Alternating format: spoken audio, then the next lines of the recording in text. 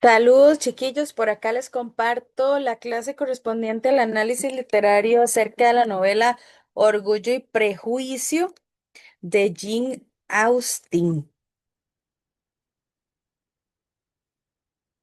Dentro de los datos bibliográficos del autor, bueno, ella fue una destacada novelista inglesa cuya ficción era satírica, ingeniosa y elegantemente estructurada, señalan la transición en la literatura inglesa también dentro de los años 1701 alrededor, ¿verdad? Hasta los 1700 es acerca de la época del romanticismo donde podemos encasillar, por decirlo de alguna manera, este, bueno, esta novela, ¿verdad? Más bien, esta novelita. Dentro del género literario, encontramos, bueno, que es un texto extenso, tiene muchos personajes, se desarrolla en varios ambientes o lo que llamamos también espacios, está escrita en prosa, puede basarse en hechos de la vida real, aunque la trama es producto de la imaginación, provoca en el lector diferentes momentos de emoción, ¿verdad? Porque em, de eso se trata la novela específicamente al tener varios temas que nos va a abarcar muchos sentimientos, pensamientos y emociones y también su trama es compleja. Dentro del realismo, que es el movimiento literario, recordemos que los movimientos literarios es la época donde se desarrolla ese texto, es decir, la época donde está incluido el texto, de acuerdo a la parte cultural y también social de la época. A veces se incluye cartas y memorias con el carácter objetivo en contraste con el subjetivismo propio de la literatura romántica, porque esta es una historia de una pareja. Descripción minuciosa de los ambientes físicos, interesa la realidad circundante. ¿Ok? Entonces nos da muchos detalles de dónde se desarrollan los hechos, ¿verdad? Más que nada de la parte rural inglesa. Se resalta las diferencias de las clases sociales, también se ve mucho en este texto. Tanto la parte de la pobreza como la parte de la riqueza, está muy dividida esas dos clases sociales. Sentido común o el valor de la realidad como fuente de conocimiento también, porque se medía muchísimo a la gente por su apellido o de dónde venía o por sus estudios o clase social también. Se incorpora al pueblo en la literatura, personajes comunes populares, campesinos, obreros, emergen en el drama y sobre todo en la novela. ¿Ok? Entonces aquí hablamos también de la clase social. Inclusión de escenarios y medios locales. Dentro del tema central vamos a encontrar el amor. Es el matrimonio de las cinco hermanas Bennet y el peligro está en elegir mal, ya sea por inmadurez, por falta de disciplina afectiva. Al final, las tres se casan después de elegir pareja, valorando el amor, la seguridad económica y las afinidades a pesar de los malos entendidos debido al orgullo y al prejuicio. Dentro de los espacios, vean que aquí salen todas las hermanas que salen en la película.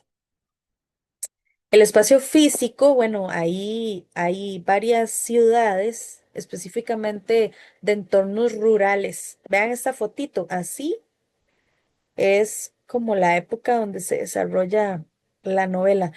Si han visto la serie Bridgerton, algo más o menos así, como para que ustedes se adentren en la parte cultural del texto. Dentro de, el espacio social, la historia se desarrolla dentro de una sociedad opresiva hacia las mujeres, donde ellas solo tenían valor al casarse. Esto se refleja en la llamada dote, un pago que se les daba a los esposos cuando contraían nupcias con las mujeres. Entonces vean que ellos lo que tenían era un acuerdo, ¿ok? Entre las familias. ¿El dote qué era? Bueno, yo le entrego a mi hija, pero usted a mí me da una ayuda económica o algún bien material, etcétera. En la época, las clases sociales también marcaban las posibilidades de las personas, ya que era mal visto que alguien de clase alta se casara con alguien de clase baja. Por esta y otras razones, la sociedad y las relaciones entre las personas que las conformaban eran influenciadas por las apariencias. Y se observa muchísimo en este texto que las personas pues vivían mucho de eso, de lo que podían ver.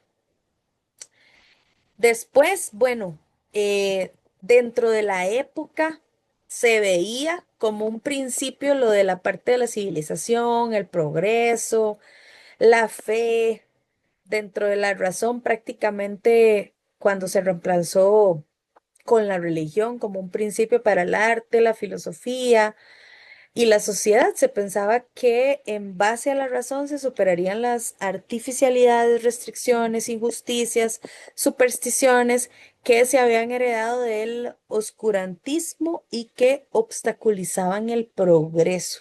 Entonces vean que todos estos datos son parte de la historia que podemos em, ver reflejada dentro de los hechos del texto. La revolución industrial dentro del espacio tecnológico significó un salto de un sistema de producción y de organización económico-social a otra distinta, pues empezaron a producir diferentes productos con una mayor rapidez, con lo cual se necesitaban más obreros para manejar las máquinas nuevas y un nivel de capacitación mayor. Entonces vean que también se refleja en la tecnología cómo iba creciendo la sociedad, ¿verdad?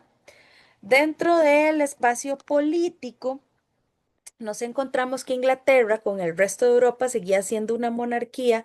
Se creía que este modelo era el único factible para gobernar por derecho divino un estado, por lo que la Revolución Francesa fue de gran impacto, pues se dio la caída de lo viejo, del absolutismo monárquico y del feudalismo y el nacimiento de la ciudadanía con ideas de igualdad expresadas en la Declaración de los Derechos del Hombre y del Ciudadano en 1789.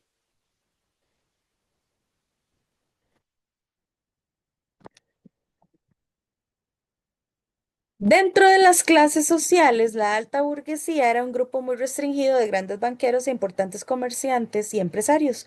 La media y baja burguesía son artesanas y propietarios de pequeños y medianos talleres. El padre de Emily formó parte de este grupo social. Los trabajadores rurales se ven perjudicados por los contratos precarios que trae la revolución agrícola. Los proletarios son quienes más van a sufrir los efectos de un crecimiento descontrolado de las ciudades y una industrialización salvaje. La mayoría de los proletarios eran campesinos que se habían visto forzados a dejar su forma de vida, trasladándose a las ciudades para poder subsistir. El tipo de narrador que encontramos en el texto es omnisciente. Ejemplo, a Collins no lo dejaron mucho tiempo meditar en silencio el éxito de su amor, porque la señora Bennet, que se había quedado en el vestíbulo esperando el final de la conversación, en cuanto vio que Elizabeth abría la puerta. Ok, recordemos que el tipo de narrador omnisciente es que sabe todos los detalles de los hechos, sabe todo lo que sucede y es como un dios, digámoslo así, que todo lo ve. Entonces va contando y narrando detalladamente los hechos. Dentro del tiempo encontramos que es lineal. ¿Qué quiere decir que es lineal? Bueno, que no cambia, que se mantiene. Cuando el tiempo es cronológico o perturbado, cuando sucede lo contrario, que se devuelve al pasado, que va al futuro, que después está en el presente, que otra vez va al futuro y se devuelve al pasado. Ahí es donde encontramos el tiempo perturbado o psicológico, pero en Orgullo y Prejuicio el tiempo predominante es lineal porque permanece y no cambia. Vamos con los personajes.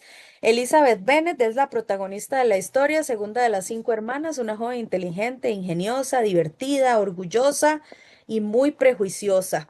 Se deja llevar siempre por las primeras apariencias. Es una persona a la que le gusta analizar el temperamento, pero debido a su manera de ser prejuiciosa, constantemente capta de manera errónea la forma de ser de la gente.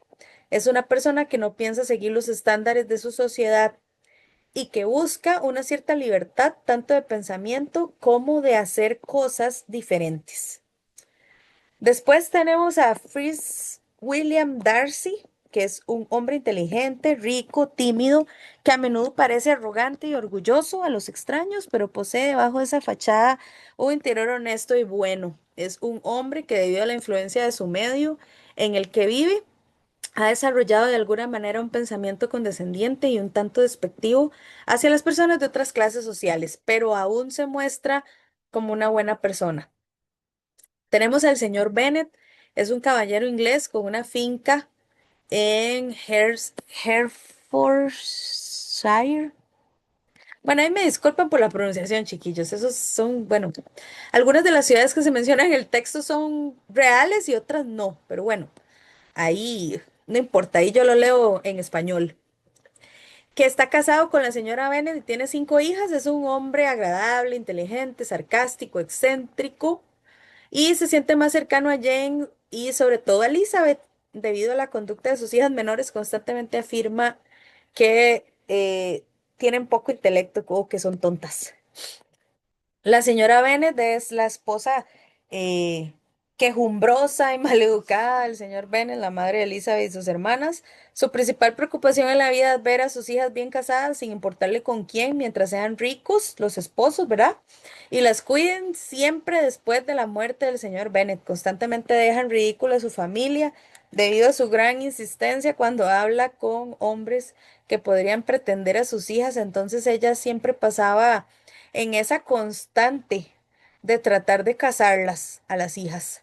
Jane Bennet es la mayor de las hermanas, es considerada la más hermosa, incapaz de creer lo peor de la gente, con una personalidad tímida, ingenua, pura de sentimientos, siempre tratando de ver lo bueno de la gente. A pesar de su belleza, nunca se muestra como una persona arrogante. Lidia es la más joven de las hermanas, es coqueta, inocente, imprudente, muy parecida a su madre en su manera de ser. Se dedica a satisfacer sus caprichos frívolos, especialmente en la casa de los oficiales acuartelados en Meriden. Mary Bennett también es la hermana de en medio. Debido a su falta de belleza, ella busca perfeccionar otros talentos que le pueden ser útiles para ser toda una dama, pero al ser estos tan forzados o talentos forzados, pierden todo sentido de naturalidad y gracia. Catherine Kitty Bennett, aunque mayor que su hermana Lydia, es en cierto modo su confidente e imita todo lo que Lydia hace. Tenemos a Charles, que es un joven extrovertido, amable, rico, que alquila una propiedad cerca de la finca de los Bennet. Es un joven no muy inteligente, pero noble de corazón. Es el mejor amigo de Darcy. Es el sobrino del señor Bennet, un créligo que es su pariente varón más cercano, por lo que heredará Longbourn a la muerte del señor Bennet. Collins es su psicofante, pomposo y de mente estrecha, excesivamente devoto y adulador. Bueno, él era muy amigo de Darcy también. Tenemos a George, que es, bueno, lo describen como encantador, un guapo soldado que llama la atención de Elizabeth. Su padre era el administrador del patrimonio Darcy, así que creció con el señor Darcy y su hermana y era el favorito del padre de Darcy, ya fallecido. El encanto de Wickham encubre una naturaleza más conspiradora y deshonesta, y hay una amarga enemistad entre él y Darcy debido a su intento de raptar a Georgiana Darcy por su considerable dote. Entonces vean también hasta dónde puede llegar la avaricia, ¿verdad? Esto es lo que representa George Wickham. Lady Catherine es la tía del señor Darcy y protectora de William Collins. Es crítica, exigente, egocéntrica. No permite las insurrecciones propias de la juventud, ¿verdad? Era muy marcada con sus costumbres dentro de la cultura. Le gusta el lujo palaciego y los decorados ostentosos, así como un comportamiento muy refinado y correcto en sociedad. Era, era frívola, digámoslo así, ¿verdad? A mí ella se me parece como a Cruella de Vil, de los 101 dálmatas. Este, vamos a ver, ¿qué más dice por acá? Era la única hija de Lady Catherine, está comprometida desde su infancia con el señor Darcy. Es de constitución débil, lo que hace que casi siempre esté enferma y no salga nunca de la casa. Bueno, dentro del resumen de la obra, chiquillos, tenemos la trama que se centra en la familia Bennett, ¿verdad? Como les expliqué al inicio, que está constituida por un matrimonio de 5 hijas. Ya las vimos, Lydia, Elizabeth, Kitty, Mary y Jane. Está ambientada en una área rural de Inglaterra. Elizabeth Bennet es el personaje central, principal de esta historia y es la segunda hija. Es una hermosa joven de carácter fuerte y gran personalidad. A ella le causa cierta inquietud los convenios sociales de su época. Se pasa cuestionando y pensando cómo las personas, pues, son tan prejuiciosas y solo viven de apariencias. Su madre considera que Lizzie está muy lejos de conseguirse un buen esposo debido a sus ideas vanguardistas, ¿verdad? Ella era como un poco más revolucionaria. Hay que resaltar que en Inglaterra, en esa época, el único rol social de la mujer era la de ser mamá, esposa, y no podía tener ningún tipo de aspiración, por lo cual al género femenino no se le atribuía gran valor dentro de la sociedad. En caso de que la patriarca falleciera, todo el patrimonio era trasladado a un varón, a un hombre. Y si no había nadie, se le otorgaba al familiar más cercano de la familia. Entonces vean que eh, el papel de la mujer dentro de la época era bastante diferente. La historia se da cuando dos jóvenes solteros y venturosos llegan a ese lugar y el señor Birley y la señora Darcy, por lo cual la madre de las chicas lo considera una gran oportunidad para resolver los problemas económicos que estaban atravesando como familia. Por su parte, Bingley muestra ser un hombre muy centrado y apuesto, se enamora de Jane Bennet, quien era la hija mayor de Elizabeth, pero Caroline Bingley, la hermana de él, estaba en contra de su relación debido a la clase social baja de la joven. Refutando la opinión de su hermana, él se acerca a Jane, pero sin ningún motivo ella desaparece. Por otro lado, el señor Darcy siente atracción por Elizabeth, pero se niega a reconocer sus sentimientos debido a que ella no pertenece a una posición alta. Ella repudia la actitud de él porque le parece que es muy arrogante. De esta manera, la relación entre ellos está enmarcada en los prejuicios, pero también en la pasión, donde los sentimientos se mezclan. Durante la trama de la novela, el señor Darcy se arma de valor y pide la mano de Elizabeth, pero ella está firme en sus ideales y se niega rotundamente a la proposición, ya que piensa que este hombre es demasiado prepotente. Todo cambia cuando ella recibe una carta del señor Darcy donde le expone sus actitudes y comienza a verlo como un hombre de bien. Así que el señor Darcy reitera su propuesta matrimonial y ella acepta y se van a vivir a Pemberley. Por otro lado, su hermana Jane también tiene su final feliz, ya que el señor Bingley regresa a la ciudad y explica los motivos que tuvo para haberse ido de pronto. Así que este le pide perdón a Jane y le propone matrimonio y ella acepta y se van juntos a vivir a Netherfield. ¿Cuál es el análisis de la obra? Nos ofrece una perspectiva crítica acerca de la sociedad de esa época, donde la mujer era sobacada por el hombre y más aún si pertenecía a una clase social baja. Aquí entonces se ponen en tela de juicio el rol que desempeña la mujer dentro de la sociedad y la autora nos expone un personaje femenino y protagonista que se enfrenta a las injusticias que esto implica y desafía al señor Darcy en todo momento, pero al final el amor prospera. Por otro lado, el discurso literario, bueno, trata específicamente de la sociedad inglesa, su estilo de vida, sus costumbres, principios, todo lo que tiene que ver entre la dualidad de la plata o el dinero con el amor y la parte de la clase social también. En este sentido, podemos notar la gran importancia que tiene el dinero entre los personajes, los prejuicios, el origen, el apellido, el dote, ¿verdad? Todo esto acerca de la sociedad inglesa de esta época se ya dentro del orgullo y el prejuicio. Entonces, representa una crítica severa con respecto a la sociedad de esa época, la cual se guiaba por ambiciones económicas, relaciones por interés, matrimonios arreglados, siempre dentro de acuerdos sociales, donde impera el egoísmo, el interés personal. Esta autora expone y denuncia al mismo tiempo la ley de propiedad que consiste en la organización familiar basada en un linaje determinado y las propiedades eran individuales y eran dadas en un descendiente primogénito específicamente que fuera hombre.